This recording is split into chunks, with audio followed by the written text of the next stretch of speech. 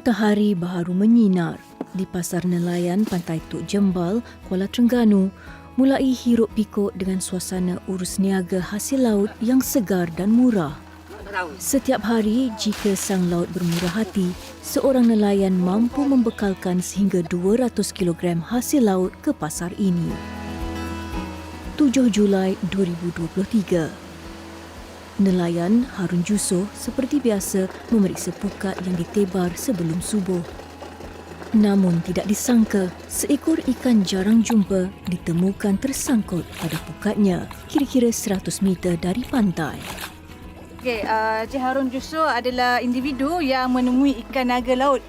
Yang mana ikan naga laut ini adalah hidupan laut dalam yang jarang ataupun sukar untuk ditemui di kawasan cetek di perairan Terengganu ni. Pada ketika itu, dia fahamkan sekitar pukul 8 pagi. Sekitar jam 8 pagi ketika Encik Harun sedang menarik pukat untuk ambil ikan dia, masa itulah ada ikan naga laut terlekat pada pukat Encik Harun.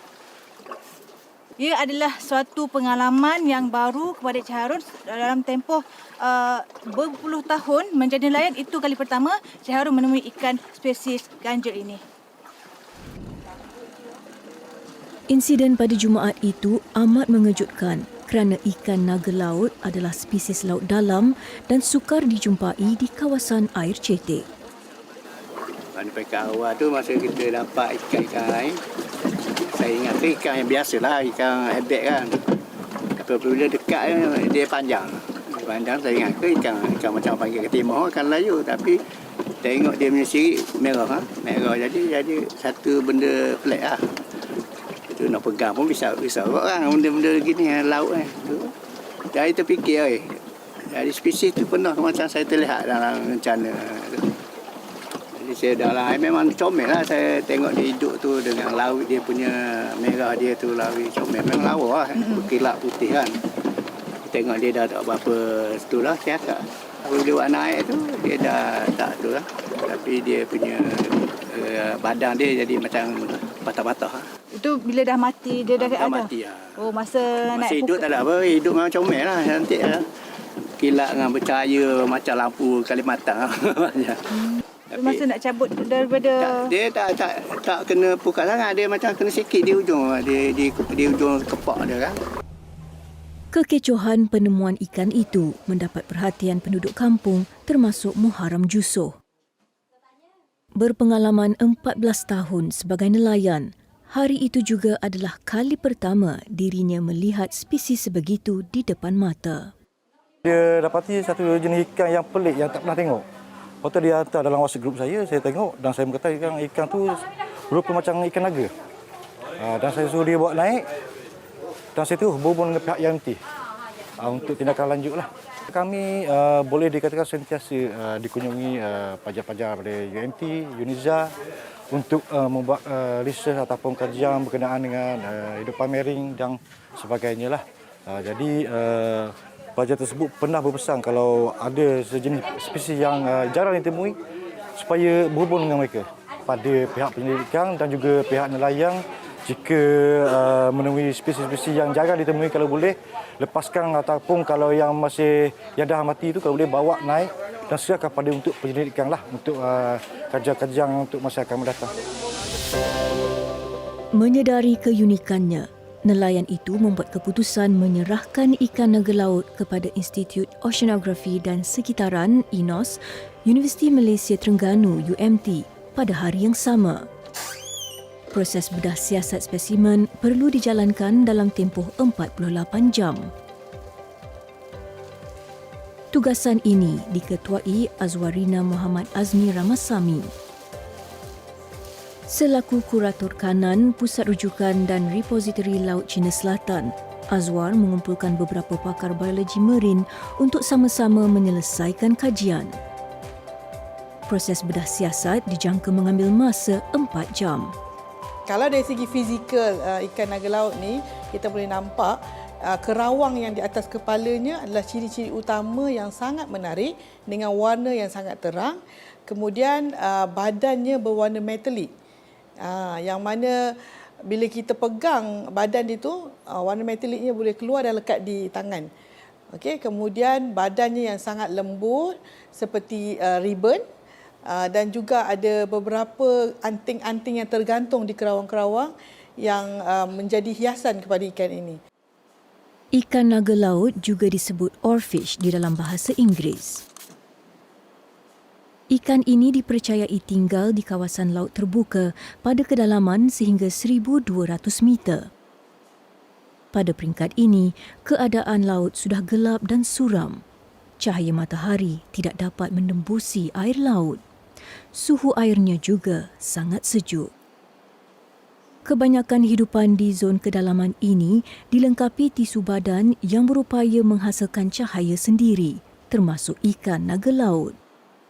Ciri-ciri fizikalnya lebih terserlah ketika ia berenang di habitatnya. Kantung masa tu?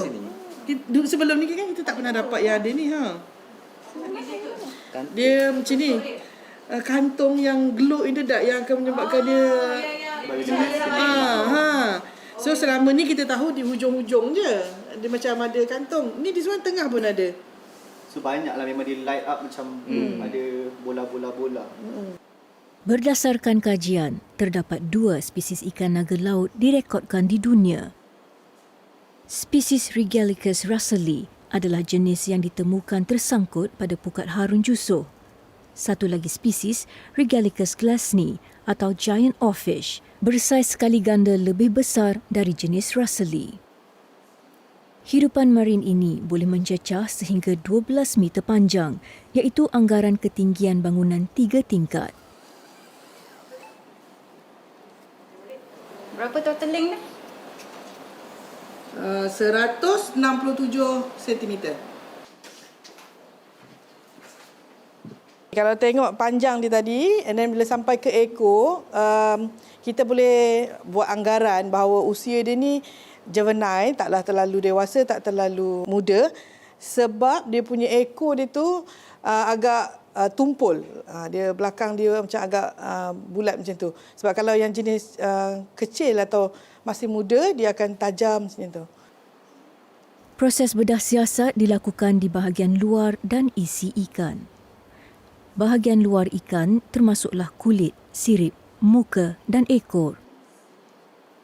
Memiliki badan yang rata dengan hujung badan yang tirus, ikan naga laut tidak mempunyai gigi.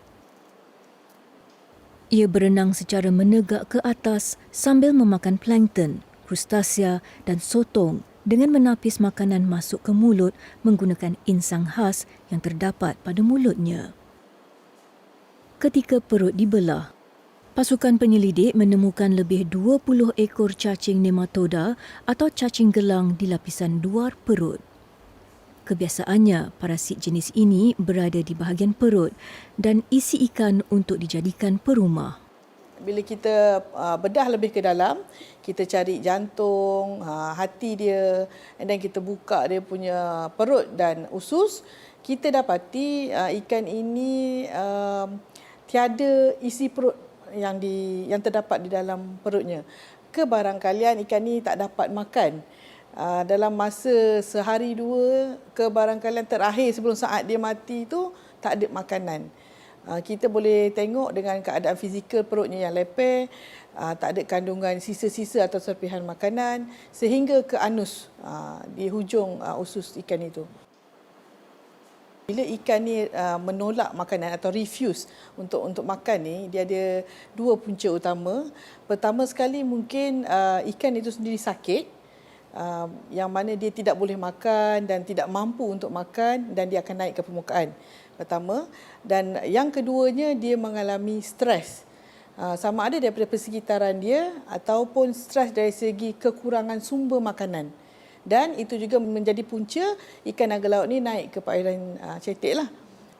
Difahamkan badan ikan naga laut yang diserahkan sudah patah kepada beberapa bahagian. Proses ini adalah proses semula jadi sekiranya ia hampir mati atau terancam.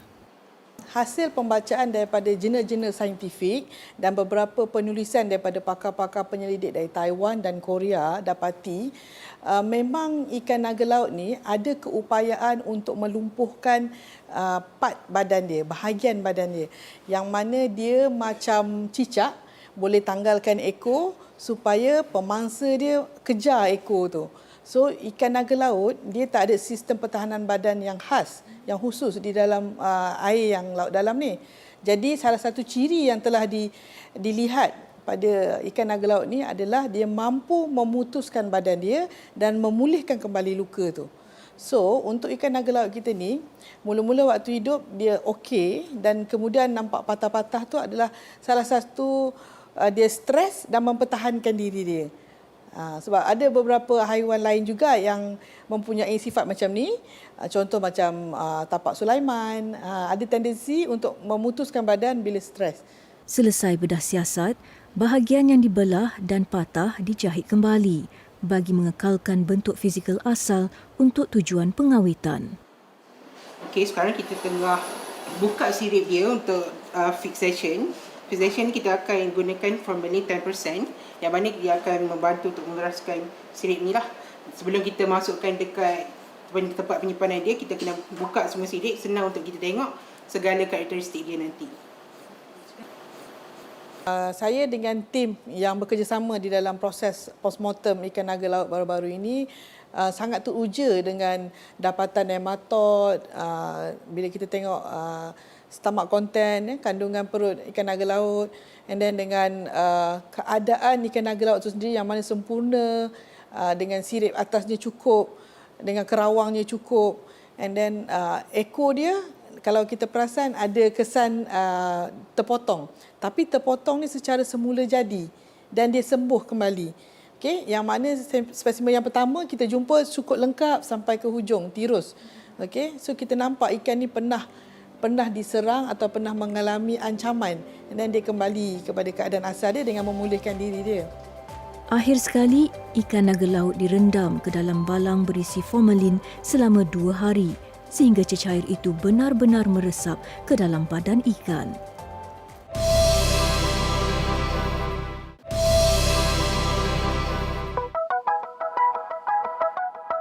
Beberapa penemuan ikan naga laut pernah direkodkan di Malaysia, antaranya di perairan Sarawak dan sekitar pantai Terengganu. Namun rata-ratanya ditemukan sudah tidak bernyawa. Hidupan laut dalam ini dikatakan timbul ke permukaan dan membiarkan dirinya dibawa ke pantai akibat sakit atau petanda sudah hampir mati. Bagaimanapun, punca sebenar insiden sebegini masih dikaji. Ini merupakan spesimen yang ikan naga laut yang telah ditemui pada 13 Ogos 2012 di Pengkalan Maras, iaitu di berhampiran pesisiran pantai UMT, dan ketika ditemui ikan ini dijangkakan telah mati dalam tempoh 24 jam dan terdapat beberapa bahagian fizikalnya telah tiada. Kini ia telah ditempatkan di galeri ini untuk paparan umum dan diawet secara kering. Namun penemuan ikan naga laut baru-baru ini akan diawet secara awet basah kerana menerusi awet basah ini, rupa fizikal ikan ini akan lebih kekal, lebih kurang 90%, dan ia lebih memudahkan untuk penyelidik akan datang untuk terus mengkaji ikan-ikan ini dengan lebih baik. Kejadian ikan naga laut terdampar ke pantai bukan perkara baharu. Meski jarang berlaku, kes ini turut dialami oleh beberapa negara di seluruh dunia. Mengikut kepercayaan, kehadiran spesies ikan ini ke pantai menandakan akan berlakunya bencana seperti gempa bumi. Pengarah Institut Oceanografi dan Sekitaran INOS, Universiti Malaysia Terengganu UMT, Profesor TS Dr. Muhammad Fadzil Muhammad Akhir menjelaskan kebiasaannya ikan bersifat migratif, berhijrah dari satu tempat ke satu tempat lain. Menerusi teknologi pemodelan komputer, ramalan keadaan laut boleh diperoleh 5 hari lebih awal. Sebenarnya ikan naga ni bukan daripada perairan Malaysia, tapi dia lebih kepada perairan luar daripada Malaysia, terutama sekali kawasan laut dalam. Berkemungkinan juga datang daripada Lautan Hindi di bahagian selatan di bawah Indonesia, ataupun datang daripada utara di bahagian Laut Cina Selatan. Sebab seperti yang kita tahu, ikan ni dia akan pergi ke kawasan-kawasan yang banyak makanan, produktivitinya tinggi. Ini disebabkan oleh faktor yang kita namakan sebagai upwelling. proses pergerakan air daripada bawah naik ke atas membawa produktiviti yang tinggi. Dan menurut kajian kita pun memang sumber perikanan meningkat pada bulan-bulan ini. Jadi sebenarnya tidak mustahil ikan-ikan yang bukan datang daripada kita kawasan Malaysia bergerak daripada utara ke selatan ataupun selatan ke utara melalui kawasan kita. Memang telah dibuktikan dalam pelbagai kita punya survey, antaranya ikan lumba-lumba yang banyak juga berada di sekitar perairan kita pada musim-musim ini kerana disebabkan oleh kita menjangkakan produktiviti meningkat pada musim monsun barat daya. Selain itu, penempatan boya di tengah laut juga dapat memberi informasi mengenai keadaan di lautan. Setiap data yang diterima akan dianalisis sekiranya terdapat bahaya. Boya-boya yang sedia ada diselenggara secara berkala untuk memastikan fungsinya tidak terganggu. Hari ini, proses mengawet ikan naga laut akan diteruskan. Spesimen yang direndam ke dalam cairan formalin dikeluarkan untuk dibilas selama 2 hari. Ia perlu dibilas dengan air mengalir seharian. Pada peringkat awal pengawitan, 10% cecair formalin digunakan untuk menetapkan bentuknya selain mengelak reput. Sesi bilas, biasanya daripada formalin kepada etanol, kita akan melihat kepada saiz dan berat ikan itu sendiri. Contohnya macam ikan tuna yang berisi tebal dan sangat berat, kita akan injekkan formalin masuk ke dalam ototnya. Kemudian kita akan bilaskan lebih daripada 3 hari di dalam air biasa disebabkan oleh ketebalan otot dia. Kita nak bagi formalin tu masuk ke dalam otot dan keluar daripada otot dan dibilas dengan sempurna sebab kita tak nak ada percampuran formalin dan etanol untuk pengawitan jangka masa panjang. Jika tidak dibilas dengan sempurna, kebarangkalian untuk sampel kita rosak akan semakin tinggi dan proses penukaran etanol kita akan jadi lebih kerap. So akan berlaku pembaziran etanol lah di situ. Kita boleh nampak benda ni dengan tanda-tanda etanol kita bertukar menjadi warna kuning dan keorengan. Dan mungkin juga kita boleh nampak lapisan lemak di dalam etanol itu. So kita boleh gunakan alat alkohol meter yang digunakan untuk menyukat peratusan etanol di dalam balang untuk penyimpanan spesimen. Ikan naga laut direkodkan sebagai ikan bertulang terpanjang di dunia oleh The Guinness Book of World Records iaitu sepanjang 10 meter dengan berat hampir 300 kilogram. Penemuan pertama adalah pada tahun 1860 di Bermuda sepanjang 5 meter. Pada tahun 1996, Tentera Laut Amerika Syarikat pula menemukan spesies ini sepanjang 7 meter yang dipegang oleh 16 individu. X-ray kali ini bertujuan mendapatkan maklumat tentang jumlah dan bentuk tulang yang terdapat padanya. Proses ini dibantu juru X-ray Irwan Iskandar Jusoh. 23 tahun dalam bidang radiografi, anak ketiga dari 9 beradik ini perlu melancarkan sinar elektromagnetik berperingkat berikutan saiz ikan yang panjang. Hasil X-ray mendapati terdapat sejumlah 212 duri dan tulang rawan pada sirip. Manakala jumlah tulang di dalam badannya masih di dalam kajian. Okey, Wan, kalau tengok gambar ni macam mana, Wan? Sebab nampak macam luar je ni. Okey, daripada gambar ni kita boleh nampak ikan ni dia kebanyakannya body dia composite daripada metal lah. Sebab kita boleh nampak sini kebanyakannya dia absorb tisu badan dia seperti dia absorb X-ray. Daripada X-ray kalau dia absorb X-ray dia akan nampak banyak putih lah. Berbanding kawasan hitam ni dalam kawasan ada udara ataupun soft tissue. Okey. Okey, kita nampak sini tulang dia, Spine atas. spine dia tu semua tu Nampak dia jelas jelas lah. Okey.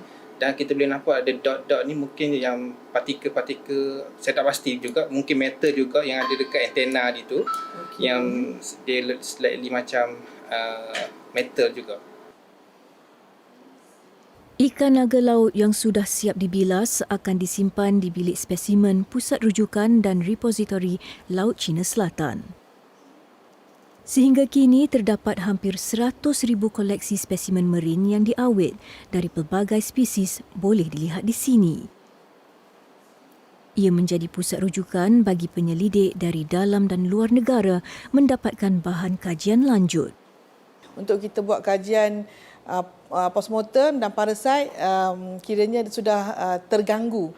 Jadi tak sesuai dijadikan orang kata bahan saintifik sebab dia dah mula mereput. Sebab tu kita jadikan pengawitan kering dan kita resinkan untuk lebih keras dan tahan. Namun spesimen yang kita jumpa kali ini merupakan spesimen yang segar, yang fresh, masih hidup pagi tu. So dalam masa 2 jam baru dia mati. So that's why kita decide untuk jadikan bahan rujukan saintifik dan kita jadikan bahan awet basah. Proses pengawetan basah hampir selesai. Bahan cecair etanol digunakan sebagai bahan utama pengawetan. Kadar keberkesanan etanol lebih tinggi daripada formalin. Pengendalian etanol perlu dilakukan secara selamat. Jika terdedah secara langsung kepada individu, boleh mengakibatkan rasa mabuk dan loya. Alkohol yang dituang ke dalam tangki akan disukat menggunakan alat alkohol meter terlebih dahulu. Kepekatan etanol yang sesuai adalah pada paras 70 hingga 75%. Kita cek dulu etanol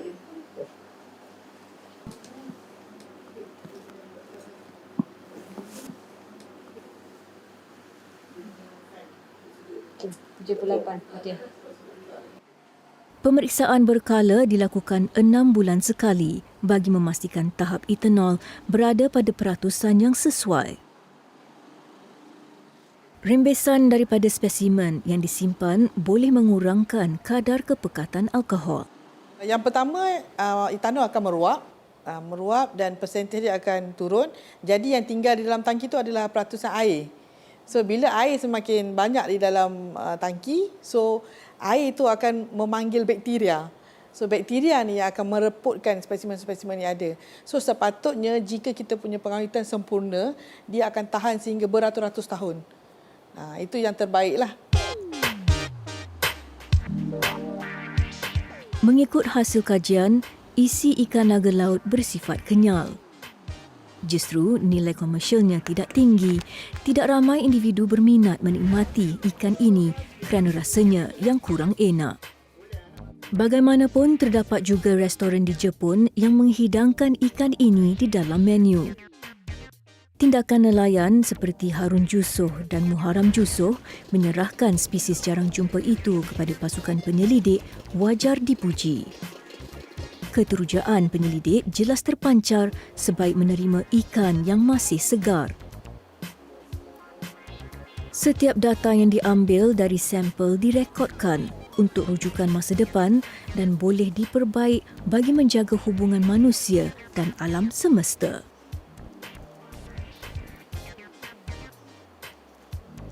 Kita menjadi tempat menyimpan, kita panggil halotype dan paratype.